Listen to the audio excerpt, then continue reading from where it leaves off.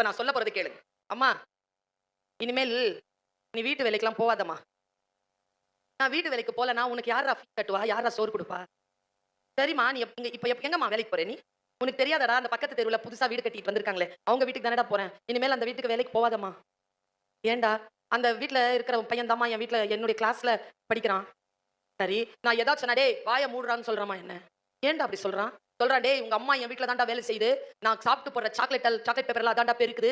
என் dress எல்லாம் அதான்டா துவைக்குது. நாங்க சாப்பிட்டு இருக்கிற பாத்திரத்தலாம் அதான்டா தேய்க்குது."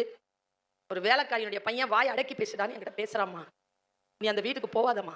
எனக்கு ஸ்கூல்ல ஒரே மானமா இருக்குதும்மா." பையன் டயலாக். அந்த அம்மா டயலாக் சொல்லுது. "டேய் உனக்கு ஒரு விஷயம் சொல்லவா?" "சொல்லுமா." "நான் அந்த வீட்டுக்கு வேலைக்கு போறேன்ல, அந்த வீட்டு எஜமானி அம்மா என் கூட படிச்சவடா.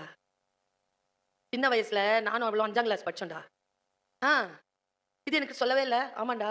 அவ என்ன இங்க வா, இத பண்ணு, இங்க வா, அத பண்ணு, இது பாத்திரம் தேயி, இது துணி தொய்ன்னு சொல்லும்போது எனக்கு எவ்வளவு கஷ்டமா இருக்கு தெரியுமா?